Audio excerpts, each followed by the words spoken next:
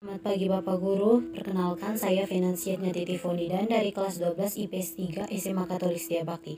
Sekarang saya akan menjelaskan mengenai ketimpangan sosial. Yang pertama, pengertian dari ketimpangan sosial.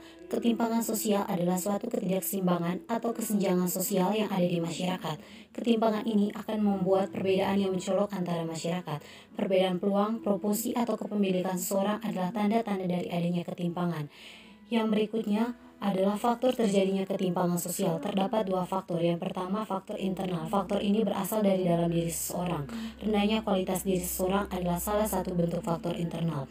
Yang kedua, faktor eksternal. Faktor ini merupakan faktor yang berasal dari luar diri seseorang. Faktor ini bisa terjadi karena adanya birokrasi atau aturan hukum negara yang mengekang masyarakat. Dan yang berikut terdapat 5 macam bentuk ketimpangan sosial. Yang pertama, ketimpangan antara desa dan kota. Ketimpangan sosial yang terjadi antara desa dan kota ternyata disebabkan oleh beberapa faktor. Salah satunya adalah kondisi geografi dan tipologi desa yang kurang menguntungkan. Yang kedua, ketimpangan kualitas sumber daya manusia.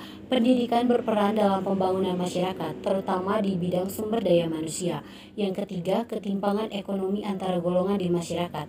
Ketidakmerataan pembangunan antara daerah menyebabkan beberapa masyarakat masih sangat sulit untuk menempatkan pelayanan dasar seperti pendidikan, kesehatan, air bersih, dan lain sebagainya.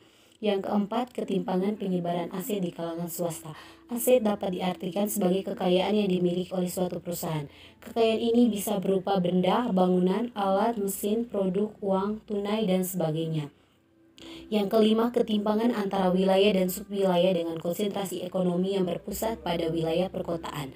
Pernahkah kita pergi ke suatu daerah yang fasilitasnya masih sangat terbatas? Misalnya daerah yang sulit mendapatkan sinyal, telepon atau internet, penerangan, air bersih, transportasi umum, dan lain sebagainya. Dan yang berikut contoh ketimpangan sosial beserta dampaknya. Yang pertama, ketimpangan danger. Ketimpangan danger terjadi bila terdapat ketidaksamaan hak dan perlakuan antara laki-laki dan perempuan, baik itu dalam kehidupan berkeluarga, bermasyarakat, maupun bernegara.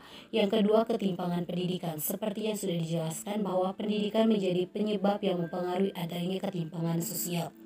Yang ketiga, ketimpangan status sosial. Stigma sosial terkadang menimbulkan status sosial mendeskripsikan suatu nilai yang tertentu. Misalnya, orang yang berpakaian rapi akan menghormati dan disenangi.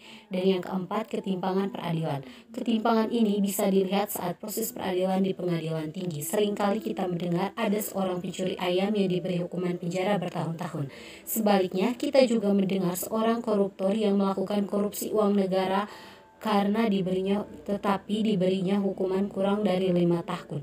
Bahkan ada juga yang hanya dihukumkan beberapa bulan saja.